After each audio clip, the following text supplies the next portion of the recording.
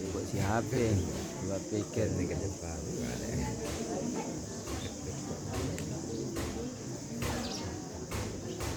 ke depan gitu.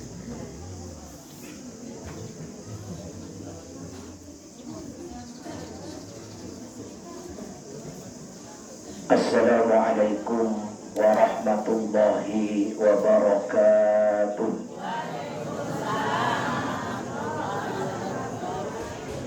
Bismillahirrahmanirrahim. Alhamdulillah alladzi hadana lihadza wa ma kunna linahtadiya laula an hadana Allah. Asyhadu an la ilaha illallah wahdahu la syarika lah wa asyhadu anna Muhammadan abduhu wa rasuluh.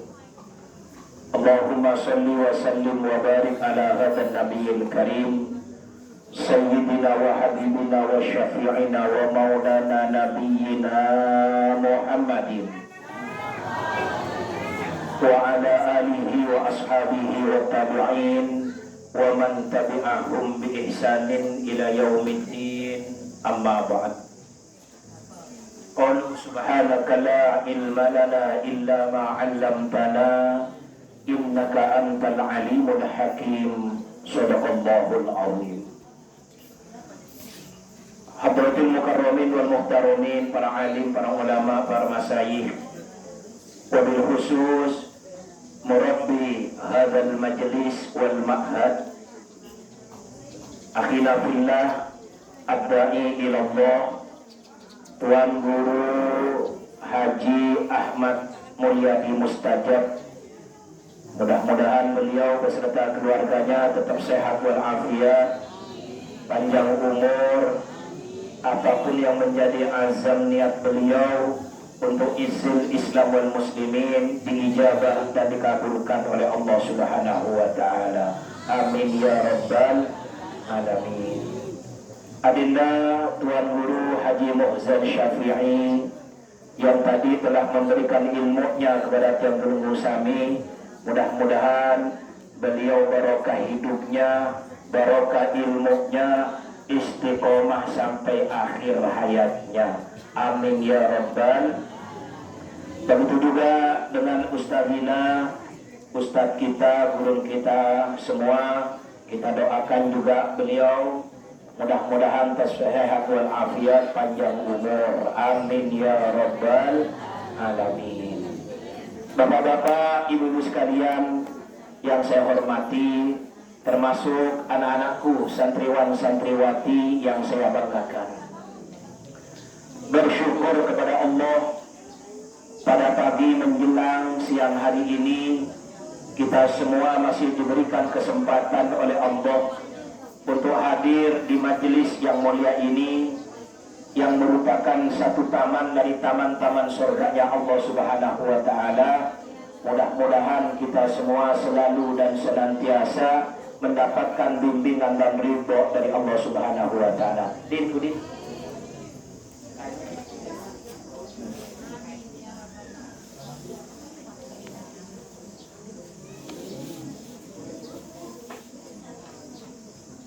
Salawat dan iring salam semoga senantiasa tercurahkan kepada baginda Rasulullah Muhammad sallallahu alaihi wasallam.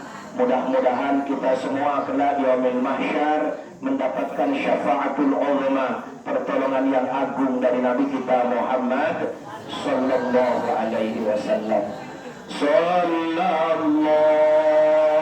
ala Muhammad, sallallahu alaihi wasallam, sallallahu ala Muhammad, sallallahu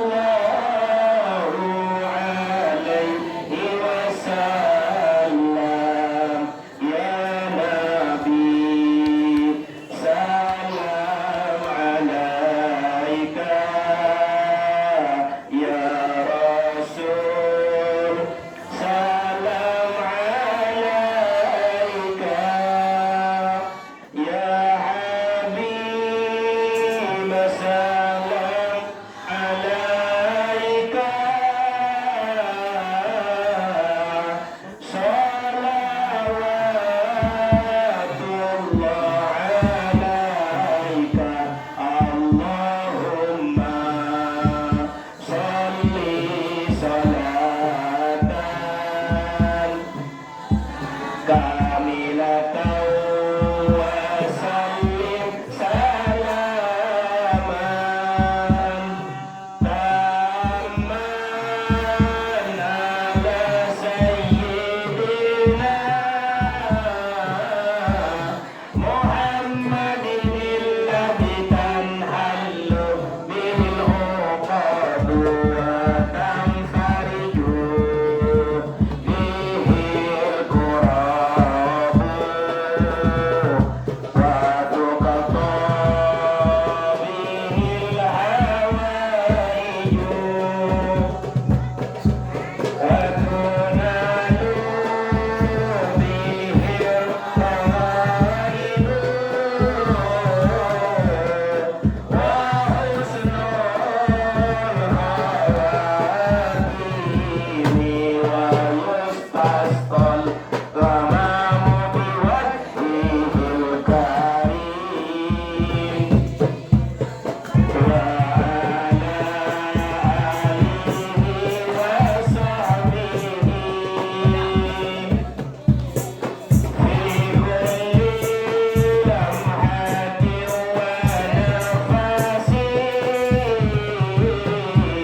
bi adadi kulli ma'lumillah.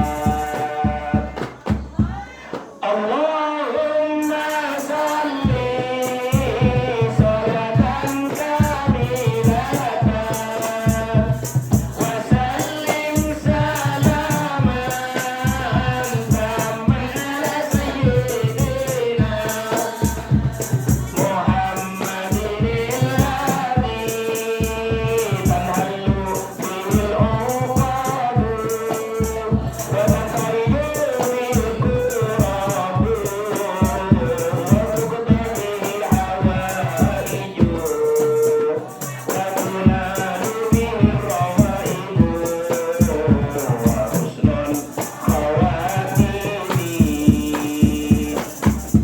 wa yustasqal ghamamu biwajhihil karim wa ala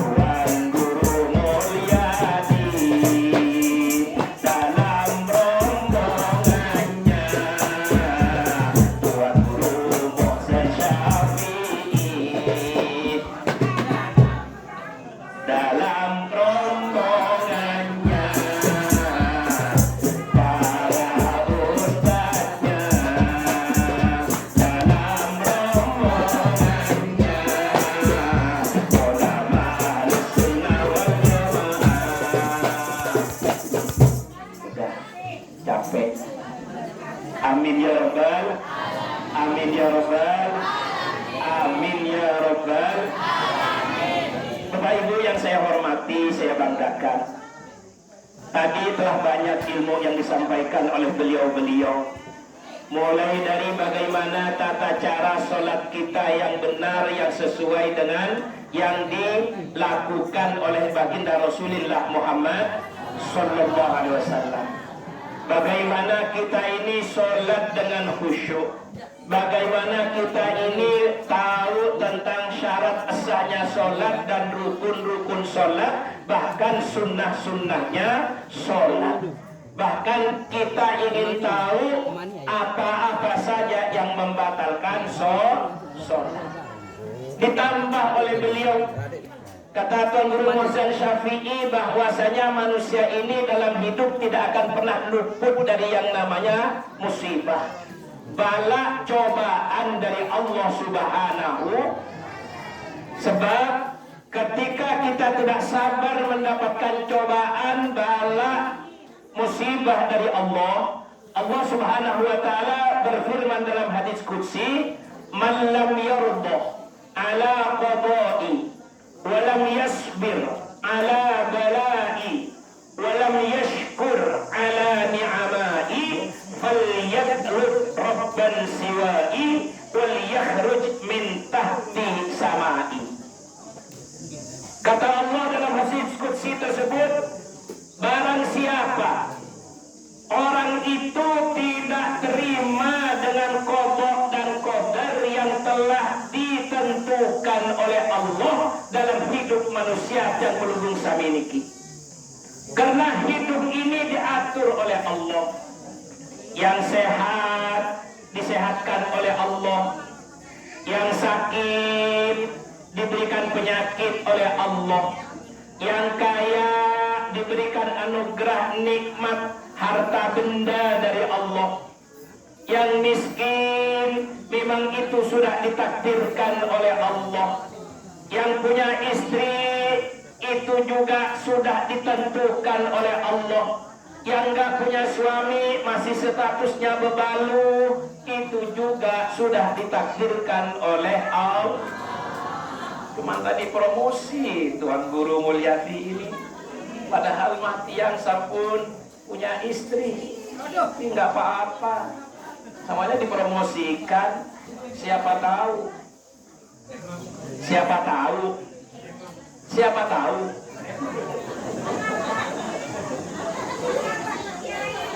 Saya udah ngukur diri, ibu sampun lingsir, udah nggak macem-macem. Yang namanya istri cukup seke, seke di selebung, seke di peraya, seke di daku.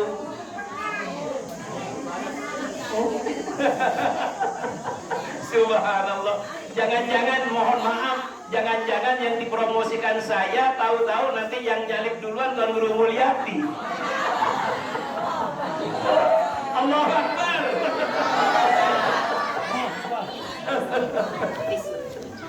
Kalau tiba-tiba kayak kita ini, Tuan Guru Muhammad Syafi'i, Ustadz kita Tuan Guru Mulyadi, tiang itu, maaf, Tuan Guru Ustadz yang takwa, takut sama istri tua, makanya cuma sekek doang. Ya, ya bercanda nggak apa-apa ya. Iya. Tapi ini semua adalah qada dan qadar yang baik ataupun yang buruk, semua itu dari Allah. Jadi kita harus terima, Bapak Ibu, harus ridho dengan semua pemberian Allah. Kita semua seperti ini karena sudah ditakdirkan oleh Allah. Yang luwe kepeng ataupun yang di arah kepeng itu semua sudah ditakdirkan oleh Allah. Kalau kita bisa mesen, Pak Bu, minta, ya Allah, begitu nanti saya keluar ke dunia, jadikan saya orang kaya, ya Allah. Kalau saya kaya, ya Allah, nanti akan bangun yang namanya majelis taklim, ya Allah. Bukan hanya 1, 2, 3, 4 seperti Tuan Guru Makmur, ya Allah. Karena istrinya 4, majelis taklimnya 4, ya Allah. Ini Tuan Guru Mulyadi alhamdulillah fokus di pondok pesantren. Majelis taklim ini juga dijalankan. Yang kasihan kan tiang. Iya. Rumah di Lombok nggak punya, Istri cuma satu. Majelis di Manara. Ya Allah, kasihan kau jauh hari. Pulang aja deh ke Jakarta. Jika saya sudah berjuang Bapak Ibu, saya berjuang di Jakarta dari tahun 98. Waktu itu masih eranya yaitu Orde Baru. Detik-detik terakhirnya lengsernya Bapak Soeharto almarhum. Saya alhamdulillah dengan izin Allah punya tanah nggak lebar, nggak luas, cuma 1 are. 1 are di Jakarta. Saya bikin majelis dari 1 lantai sampai 3 lantai sampai saat ini. Bahkan ada pelebaran, ada diniyahnya, ada TPA-nya. Alhamdulillah sampai saat ini berjalan. Makanya kadang saya berpikir, ya Allah, kenapa saya harus tinggalkan Jakarta? Saya harus berdakwah di Lombok. Saya harus tinggal di Lombok. Karena itulah saya minta petunjuk kepada Allah Subhanahu wa Ta'ala. 1, gara-gara Siti Corona yang jahat.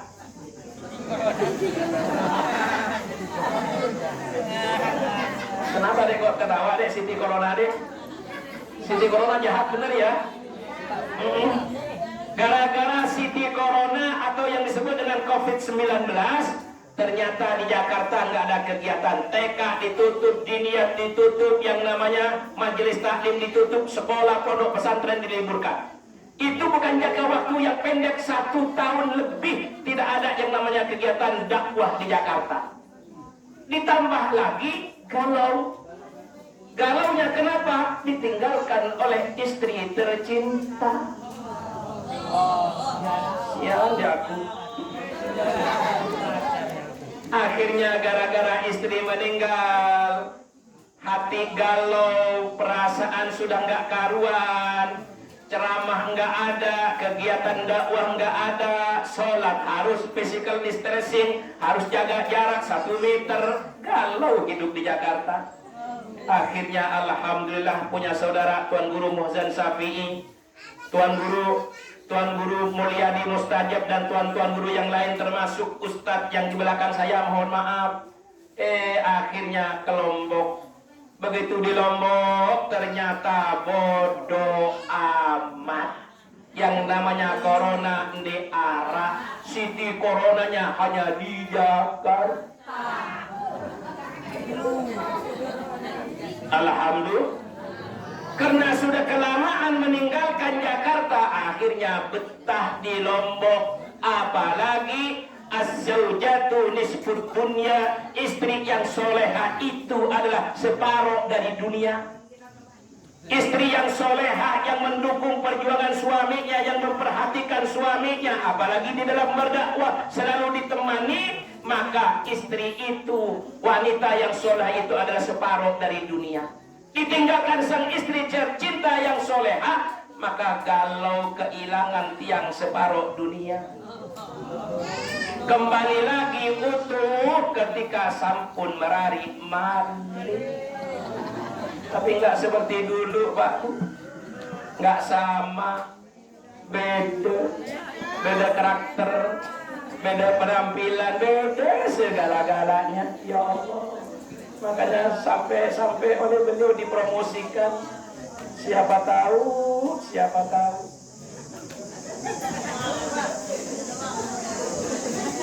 Subhanallah. Bercanda, beneran juga nggak apa-apa. Subhanallah. Nah, Bapak Ibu sekalian yang saya hormati, ada 4 kelompok yang dirindukan oleh surga, yang disebutkan innal jannata mushtaqun ila arba'ati nafarin. Sesungguhnya surga itu merindukan, suka, ingin dimasuki oleh 4 kelompok. Siapa 4 kelompok tersebut? Yang pertama, Bapak Ibu, yang dirindukan, kelompok yang dirindukan oleh surga, kata Nabi, yang pertama adalah orang-orang yang senang baca Al-Quran, Al-Qari'un Al-Quran. Orang-orang yang senang baca Al-Quran. Ibu, Bapak, Berapa banyak sejeluk semalam baca Al-Quran? Kalau anak-anak nggak usah ditanya, namanya tempatnya buat jadi pesantren. Saya dulu, maaf, dulu waktu saya di pondok tahun 80 saya masuk ke pondok pesantren Asirojia namanya, paman dari Kesyukuran Makmun yang ada di Madura. Itu dilazimkan, diwajibkan one day one juz. One day one juz, artinya satu hari satu juz. Bahkan kadang sampai 3 juz, 2 juz, 3 juz setiap hari. Kenapa? Karena waktu luang banyak. Hidup kita ini tidak terkontaminasi dengan urusan dunia, tidak bercampur dengan urusan dunia. Yang ada bagaimana menuntut ilmu dan terus ibadah kepada Allah, diawali dengan baca Al-Qur'an. Karena maaf, di pesantren saya itu sebelum masuk waktu zuhur jam setengah 12, katakan jam 12 azan zuhur. Jam setengah 12 itu oleh keamanan sudah semuanya disuruh ke masjid. Karena di tengah-tengah ada masjidnya. Di situ harus baca Al-Quran. Kadang dapat 1 juz setengah, minimal 1 juz. Begitu lagi nanti mau menjelang sholat asar. Sholat asar setengah 4, jam 3 sudah harus ada di masjid untuk baca Al-Quran.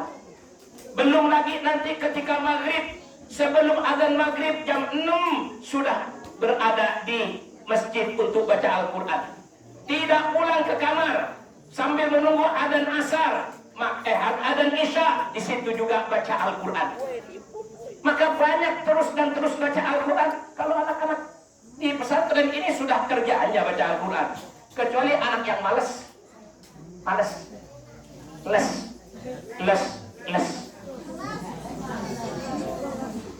Kalau yang beginilah, alhamdulillah. Sudah juz sejuz malam deh baca Al-Quran. Sudah juz. Ini maaf, ini harus tuan guru diwajibkan, dilazimkan kepada santri ini one day one juz, minimal 1 hari 1 juz, agar 30 hari nanti hatam 1 Al-Quranul Karim. Dulu saya teringat tahun 82, saya baru 2-3 tahun kalau nggak salah, saya masih ingat. Waktu itu masih Orde Baru. Ada seorang menteri dari Jakarta. Kebetulan, saya memang kebetulan, orang tua memang di Jakarta. Sudah fasih bahasa Indonesia dan mulai dari kecil. Karena saya sekolah SD, dari SD langsung ke pondok pesantren. Nah, di pesantren saya itu santrinya sekitar 6.000. Saya terpilih salah satu untuk menemani Bapak Menteri yang datang dari Jakarta. Saya tidak usah sebut namanya. Itu beragama Islam. Oh, familiar sekali dengan nama beliau sebagai Menteri Penerangan pada waktu itu di zaman Pak Soeharto. Nah, saya disuruh nemenin beliau. Mulai dari pertama dari pintu gerbang nyampe, saya dampingin sampai ke Helm katanya. Kalau bahasa Madura itu Helm, yaitu rumahnya Pak Kiai, pengasuh pondok pesantren. Begitu beliau bertemu dengan Pak Kiai, pelukan, salaman, cium tangan. Kebetulan Pak Kiai punya punya anak namanya Ataullah. Sekarang jadi pengganti beliau kena almarhum Kiai saya, Kiai Haji Ataullah. Waktu itu Pinter namanya, kalau bahasa Maduranya itu dipanggilnya Pinter. Itu Lora. Beliau baru umur 10 tahun pada waktu itu. Terus Kiai itu bincang-bincang dengan Pak Menteri itu, Bapak Menteri, alhamdulillah ini anak laki pertama saya. Umur 10 tahun. Alhamdulillah dengan izin Allah umur 10 tahun sudah hafal, yaitu sudah hafil, yaitu 30 juz Al-Quran. Oh, alhamdulillah kata Pak Menteri, baru umur 10 tahun sudah hafal Al-Quran 30 juz. Pak Menteri itu penasaran, bertanya kepada Kiai saya, tinggal berapa juz lagi Pak Kiai yang belum hafal? Ini seorang orang Islam, Menteri Islam. Sudah dibilang, sudah hafal 30 juz. Pak Menteri ini masih nanya, berapa juz lagi yang belum hafal? Makanya bingung. Ini berarti, maaf, walaupun menteri dia punya jabatan tinggi, pembantu presiden, tapi karena nggak kenal dengan Al-Quran, sudah dikasih tahu apal 30 juz, masih ditanya lagi berapa juz lagi yang belum hafal. Dikira Al-Quran 100 juz, 50 juz, 40 juz. Saya maaf, karena memang saya suka bercanda, hampir keluar dari mulut saya karena saya takut malu sama Pak Kiai, ikhtiroman pada Pak Kiai. Hampir saya jawab, yang belum hafal itu yaitu juz alpukat, juz jeruk, juz mangga, juz stroberi. Hampir, tapi nggak saya sampaikan itu karena saya takut sama Kiai saya, takut dimarahin saya. Tapi saya, ya Allah, ya seorang menteri yang pintar untuk urusan negara, tapi maaf nggak kenal dengan yang namanya Al-Quran. Sudah dibilang 30 juz, masih ditanya berapa juz lagi yang belum hafal. Goblok namanya menterinya. Subhanallah. Kalau urusan dunianya mah pinter jadi menteri, kalau ngomong mah ceplas-ceplos. Urusan dikasih tahu Al-Quran, sudah dikasih tahu 30 juz, masih berapa juz lagi yang belum hafal. Berarti menteri goblok. Subhanallah. Ini bukan maaf, bukan ngarang saya. Memang itu kenyataan, pernah saya alami yang seperti itu. Nah, kalau adik-adik kita ini alhamdulillah, makanya Pak Bu Nabi sampaikan khairukum man ta'allamal Qur'ana wa 'allamahu. Sebaik-baik kalian ini yang menjadi umatnya baginda Rasulullah Muhammad SAW, yaitu yang mau belajar Al-Quran. Apalagi yang masih muda belia seperti adik-adik sekalian, walaupun sampun manula, sampun lingsir, masih punya kewajiban untuk belajar baca Al-Quran. Jangan merasa kita ini malu Pak Buut yang sampun lingsir, urusan belajar Al-Quran udah terlambat, kata siapa?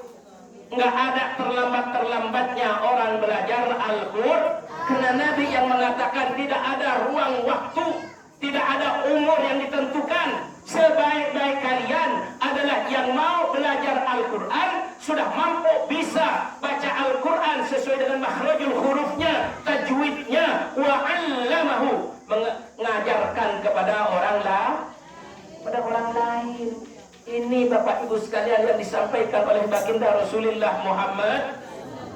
Coba kalau tadi kayak Tuan Guru Muhzan Syafi'i membuka dengan baca Al-Quran yang indah sekali, suara emasnya didengarkan oleh kita semua. Alhamdulillah. Apalagi adik-adik saya pernah menyaksikan waktu kemarin bulan Rabiul Awal, subhanallah, wisudanya. Ada yang hafal 1 juz, 2 juz, 5 juz, sampai 10 juz, 15 juz, bahkan 30 juz ada yang hafal. Termasuk arti dan kandungannya hafal. Alhamdulillah. Tinggal mengaplikasikan bagaimana, karena setiap orang yang baca Al-Quran itu adalah ibadah kepada Allah Subhanahu wa Ta'ala. Kalau dalam doanya yaitu ala kulli harfin halawah. Setiap satu huruf yang dibaca merupakan penyejuk bagi kita. Bahkan Nabi sampaikan, nanti ketika orang itu terbiasa baca Al-Quran, nanti di akhirat akan menjadi temannya, menjadi syafaat bagi orang yang baca Al-Quran. Ibu, ingin dirindukan oleh surga? Baca Al-Quran. Baca.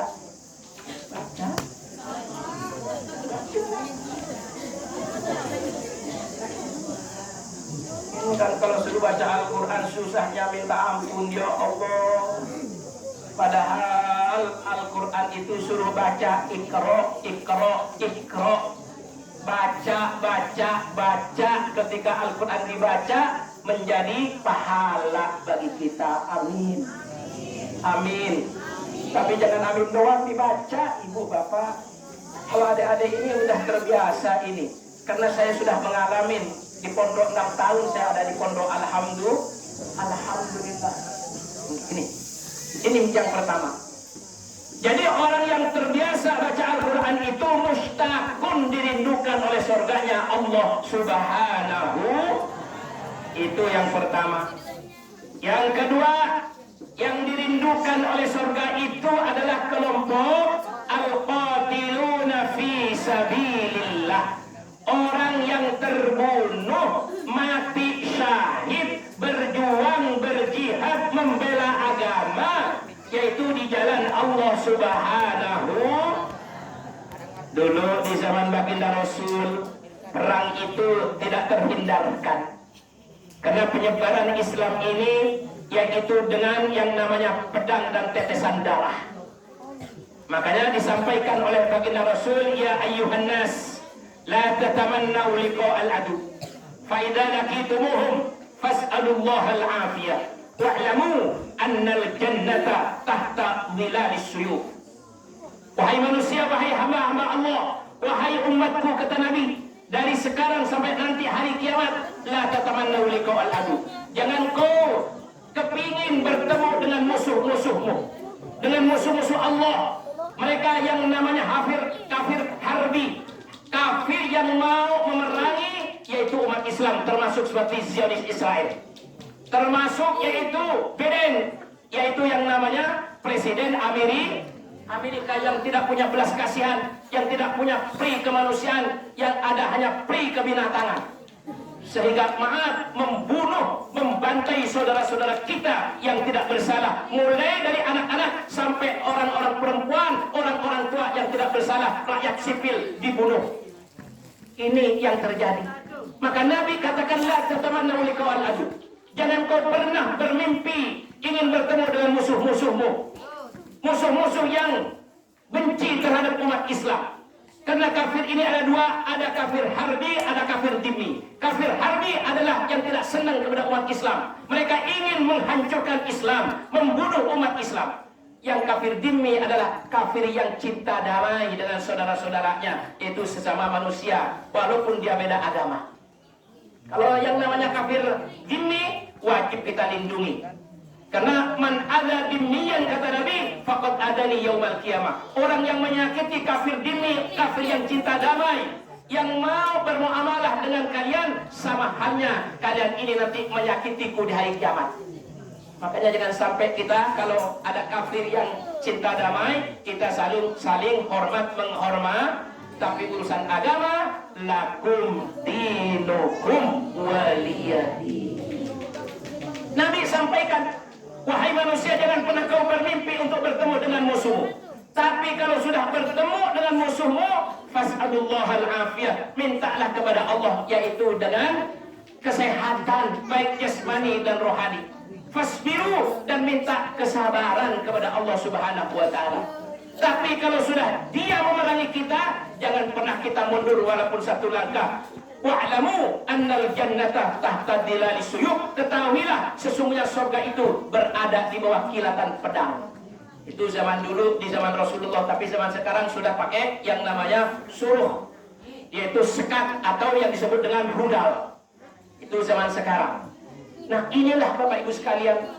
Nah, orang yang terbunuh di jalan Allah karena bela agama Allah, apalagi membela yang namanya Masjidil Aqsa yang ada di Palestina, yang merupakan yaitu kiblatnya umat Islam yang pertama, maka insya Allah saudara-saudara kita yang terbunuh di Palestina, apalagi yang tidak salah, walaupun yang mereka melawan dengan Zionis Israel, maka terbunuhlah dia, insya Allah menjadi syahid di hadapan Allah Subhanahu.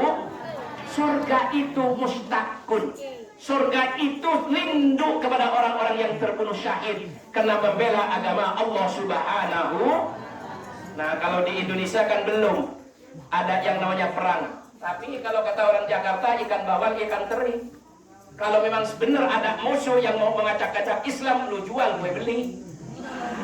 Iya. Artinya kalau sudah waktunya untuk berperang, berjihad karena membela agama Allah, ayo kita jangan sampai mundur. Kita lawan yang namanya musuh-musuh Allah Subhanahu. In tansurullaha yansurkum wa yuthabbit aqdamakum. Kalau kalian bela Allah, maka Allah akan bela kepada kita dan Allah teguhkan pendirian kita. Amin ya rabbal. Yang ketiga, kelompok yang dirindukan oleh surganya Allah Subhanahu wa taala, yaitu kelompok orang yang alim, para ulama. Para ulama ini, Pak Bu, dirindukan oleh surga. Sehingga surga itu mengatakan ainal ulama'ul amilin, mana ulama-ulama yang dia berjuang berjihad di jalan Allah dengan ilmunya. Dia yang menyampaikan ilmunya, yang memberitahu kepada umat, yang memberitahu kepada jamaah. Ini yang halal, ini yang haram, ini yang hak, ini yang batil, ini yang boleh, ini yang tidak boleh, ini yang perintah, ini yang larangan. Ini yang wajib, ini yang haram, disampaikan oleh para ulama. Ulama yang tidak pernah kenal Allah menyampaikan dakwahnya dimanapun berada, ditinggalkan yang namanya aktivitas dunia, ditinggalkan hiruk pikuknya kota besar, masuk ke pedalaman-pedalaman berdakwah dan berdakwah. Nah, kalau ulama itu meninggal dunia, maka ulama tersebut dirindukan oleh surganya Allah Subhanahu. Tentu kita sebagai jamaah, kalau seandainya ada guru kita yang meninggal dunia, tentu kita ikut bersedih. Kenapa? Man lam yahzan ala mautil alimi fahuwa munafiqun. Orang yang tidak sedih dengan meninggalnya ulama, dengan meninggalnya guru-guru kita semua, kalau kita tidak sedih ditinggalkan oleh beliau menjadi almarhum, maka orang itu termasuk orang yang munafik. Na'udzubillahi min. Nah, ulama inilah Pak Bu dirindukan oleh surganya Allah Subhanahu wa ta'ala. Dan yang terakhir, yang keempat, yang dirindukan oleh Allah adalah orang-orang yang murah hati, as-sakhawah, yaitu orang-orang yang mau menginfakkan, menafkahkan, mensedekahkan hartanya di jalan Allah Subhanahu. Mereka empat kelompok ini berdiri di depan pintu surga.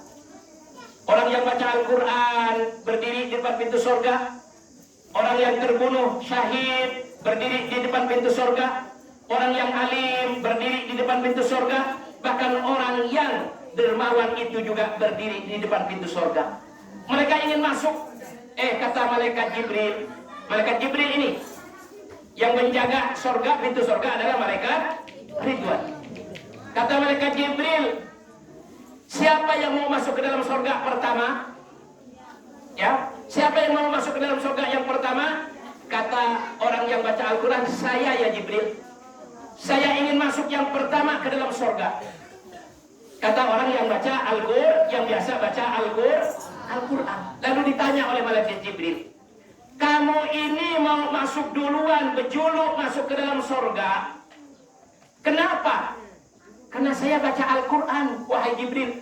Malaikat Jibril, kamu bisa baca Al-Quran dibiayai oleh siapa? Yaitu orang yang membiayai saya, termasuk ina amak tiang. Berarti ina amak tiang niki yang membiayai tiang juga harus masuk ke dalam surga. Tapi apa kata malaikat Jibril? Kalau begitu, karena ada yang membiayai engkau untuk belajar di pondok pesantren Al-Azizi, baca Al-Quran, sehingga engkau fasih, sehingga engkau amalkan itu Al-Quran, jangan dulu masuk ke dalam surga.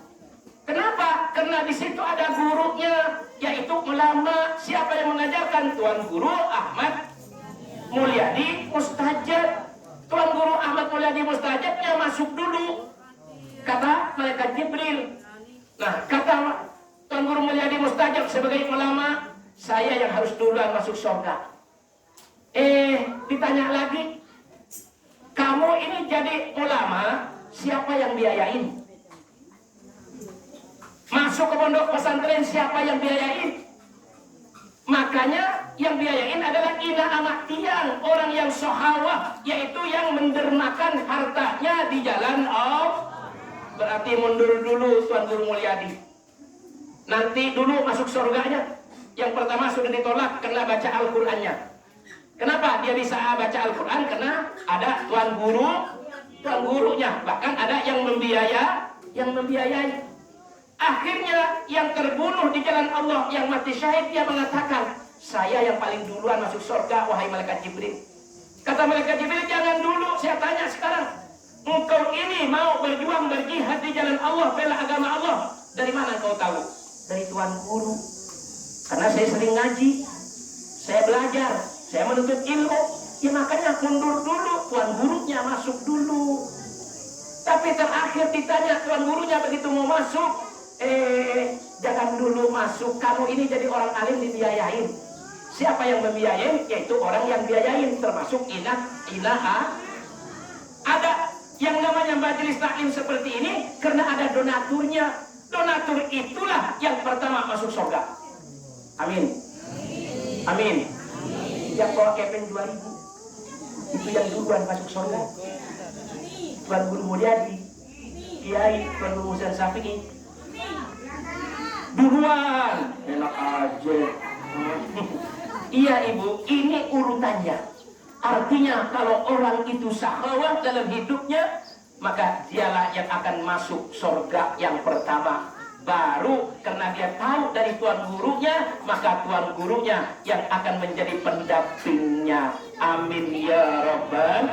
Makanya kita minta kepada Allah, semoga Allah memasukkan kita semua dalam rombongannya, para ulamanya dalam rombongannya,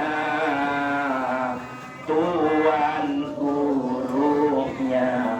Amin ya Rabbal. Mudah-mudahan kita semua nanti masuk surga di belakang baginda Rasulullah Muhammad SAW bareng-bareng dengan kita semua. Amin ya Rabbal alamin. Mungkin ini saja yang dapat saya sampaikan. Mudah-mudahan yang sedikit ini bermanfaat. Matur tanpi asih tunas ampura agung-agung sinampura wal afwa minkum. Wassalamualaikum warahmatullahi wabarakatuh. Dan maaf